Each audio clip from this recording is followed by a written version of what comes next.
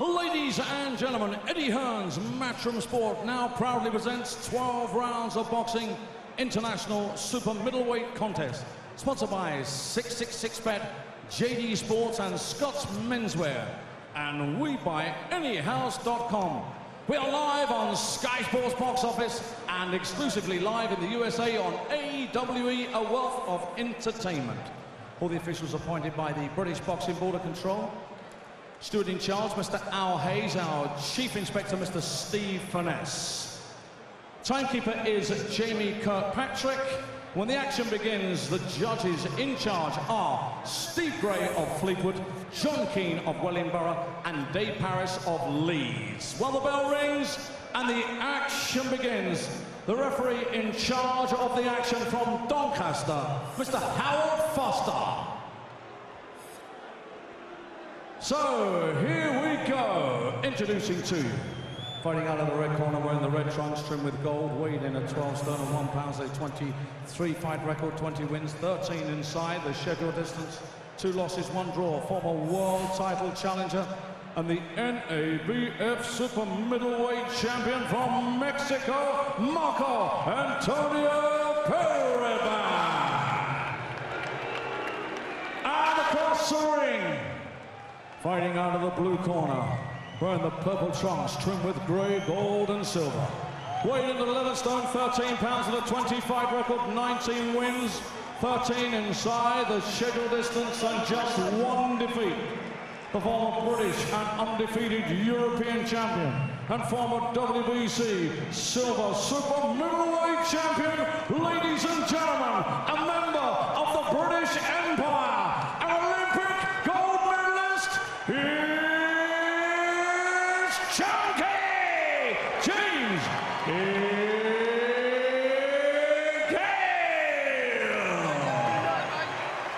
Let's get the action underway. 12 rounds of boxing in the super middleweight division. Okay guys, spoke to you both in the dressing room. We both know I expect. Keep it clean, Greg, straight away when told, and both you watch your heads in close. Good luck to you both. Touch gloves. Good luck, lad. So a very important night for James Degale. Can't afford a slip up here. And talking to Jim McDonnell, his trainer, the plan is come out, set a fast tempo because they believe Periban fades the longer a fight goes on. And they'll also target the body as well. And Periban has had to shift a few pounds this week. He's lost 10 pounds since Wednesday. I wonder if that might be a factor the longer this goes on. But this is a man, remember, who has never been stopped and has only been beaten at very high level. And certainly has a lot of ambitions of his own. This is hardly some washed-up guy that's coming in just for a payday at 30 years old. He knows what's at stake for him as well. Periban knows that he can't afford a bad performance tonight, otherwise he'll drop right down the order. That wasn't the smartest left-hand lead that I just saw there from Degale. He reached with it, left himself wide open. That was a little bit better, the short chopping right hand. I'm just wondering how interested Periban is. He missed the scales, he looks a little bit fleshy, to be honest. He's travelled halfway across the world, so I hope if he has brought some ambition with him, he can cause problems for Degale. But we'll see how that unfolds. That's good stuff from him, but blocked. Ah, good right hook from Degale. Degale's a different fighter, I think, now. I think he's suddenly taken a tumble to himself, what the public expect of him. He's also fit physically as well. He's had a problem with his, what they call in medical terms, Gilmore's groin. It basically affects your mobility. And he's been treated by Gary Lewin, the Arsenal and England physio, to get that fixed. He's an Arsenal fan himself, of course. People close to him say ever since he's managed to get that corrected, he is a different fighter. He's extremely fit, can run all day, very confident. He certainly sees himself as a world champion in waiting. No, he's not hanging about. This is a real positive start from him. He switched to orthodox a couple of seconds ago. I don't know what that was about. Doesn't do that too often. That is a kind of big hopeful left-hand lead he throws at times. He's switching to orthodox again there, Nick. No, I mean, the southpaw stance is what caused this guy nightmares, so why doesn't he use it? He's really digging in punches here. He's really putting the meat into them. Periban not exactly looking like a guy that wants to be in there at the moment as Degale continues to unload. He is not messing around here, James Degale. Well, what I like about this, Nick, he's not waiting to find out what Periban brought with him. I was wondering what kind of ambition he would have. I thought maybe he'd take the first couple of rounds to find out, but full credit, Degale's going right down to work. He's landing big punches straight off. Periban a little bit obvious with what his plan was there.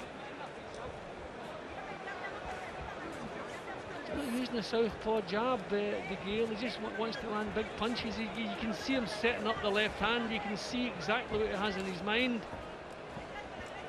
Well, it worked a treat with Brandon Gonzalez last time.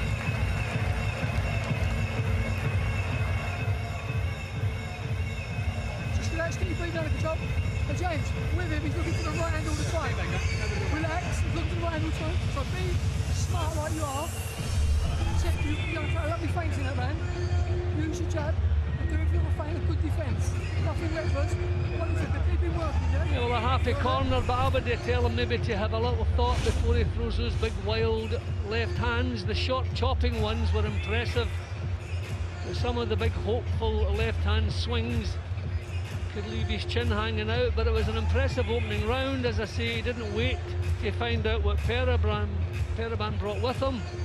Straight down to work, pretty much dominated the opening round. That's the kind of hopeful left hand lead, but untidy, ungainly, and off balance when he throws it.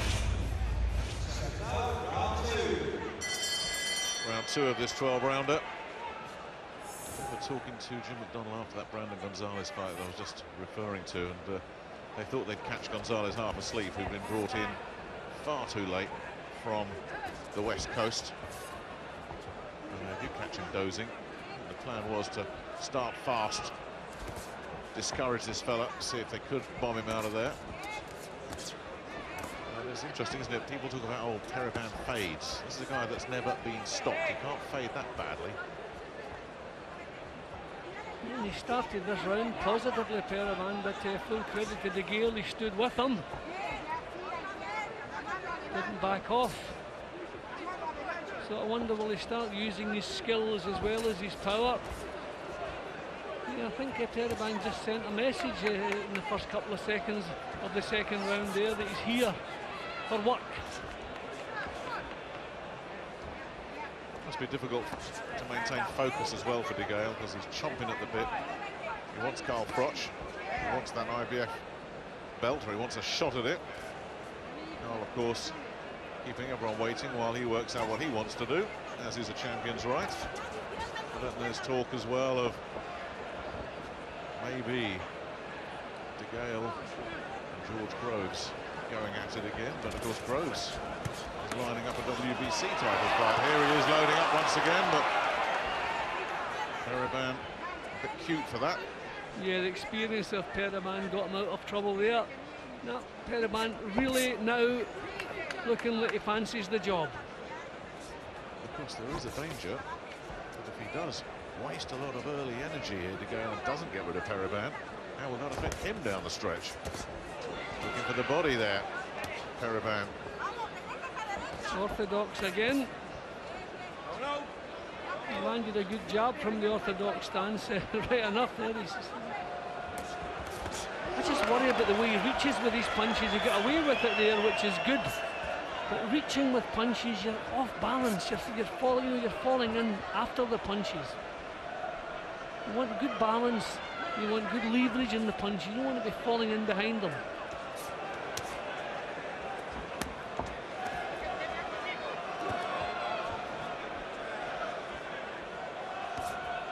Spending a lot of time. He stayed in the orthodox stance. I'm going to say he's spending a lot of time in the orthodox stance here in this second round. Well, I think he's saying to Periban at the moment, you're not the only tough guy in here. So this is good. You know, he's sending out a message. Again, I'm worried about those long, sweeping, kind of off-balance punches. He wants to tighten things up, shorten these punches. Still, good round for him.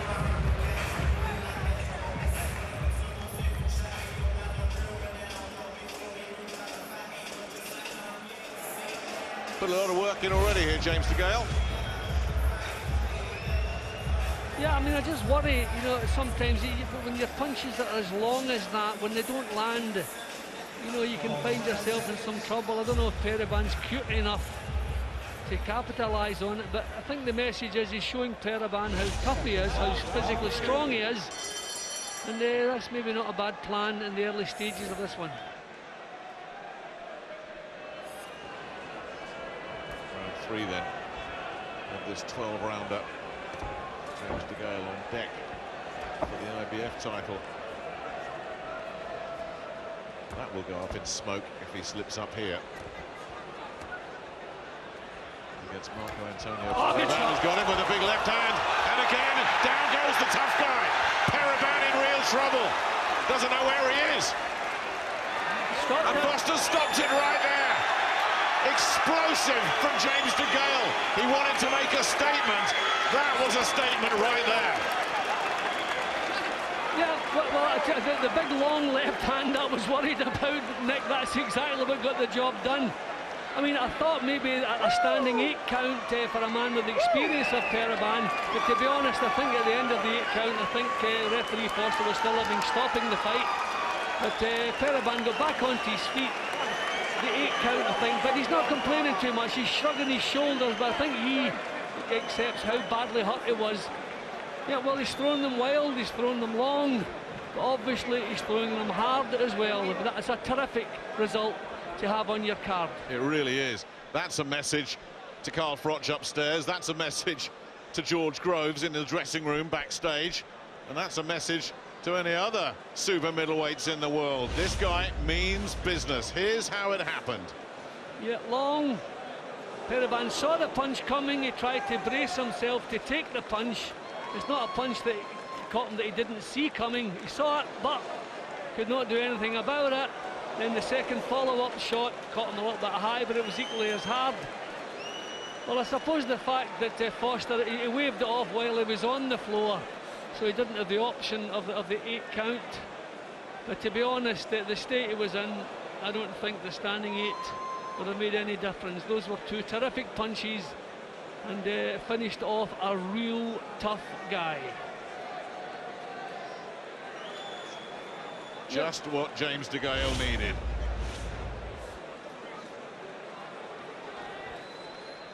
Ladies and gentlemen, timekeeper Jamie Kirkpatrick records a time of 30 seconds of the 3rd round. Referee Howard Foster has stopped the contest with Periban in no position to continue. Your winner from Harlesden, London, England, Chunky James Degale. Well, there will be some conversations, I'm sure, about whether that stoppage was premature or not, but don't expect James Degale to be too bothered by that. He wanted to send a message tonight. He has done so loud and clear. Well, James, I know you wanted to make a statement this evening. Is that exactly what you've just done? Yeah, I think I did. This guy's never been stopped before. He's boxed for a world title. Listen, Zachary Biko couldn't stop him. I outclassed him. I got to watch it back. But I was feeling good, and I was just getting warmed up. I was looking for that left hand over the top. That's my shot at the minute. Nailing people in sparring and in the ring. Feeling good, and yeah, man, I was just getting warmed up. I'm telling you, I'm one of the best out. I'm telling you, seriously. I'm just telling you. What about the timing of the stoppage? As I say, I'm going to have to look back. I hit him, he went down, he was stumbling all over the place. Listen, that ref's a good referee. He's seen the guy's eyes, he couldn't go on, so we had to stop it, but I'm going to have to look back at. So what happens now? Do you stay out here and watch George Groves, or are you looking ahead for the IBF title shot? Go back, put my tracks on, come out here and see what happens. Don't worry about Ugly Kid, don't worry about him. I am mandatory challenger for the IBF world title. Carl Froch is up there listening. Making history, and that's it. Ed is here. He's going to deliver the world title. I know he is. Early part of next year, and we're making history. That's it. Sky Sports, Team Chunky. That's it. Eddie Hearn, Matchroom, boom. Eddie, what will happen next then for James? He's definitely fighting for the world title next. You know, Carl's up there. He's got till the end of December to make his decision. Talks are ongoing with Chavez. There's huge fights for James Degale. Of course, the Carl Froch fight is a great fight. The George Groves fight is a great fight. But one thing's for sure, his next fight has to be for the world title. You know, Carl will make his decision before the end of December. But whatever happens, he fights for the world title next, whether against Carl Froch or the next in line. James, do you have a message for Carl up there? Listen, he's a fighting man, and I don't really want to say it, but he's been a bit of a coward. But I like Carl Froch. It's hard for me to like disrespect him, but it feels to me he don't want to fight me. So listen, it's either give up the title or fight me. It's simple. I can't disrespect a man that's achieved so much, but he's being a bit of a coward.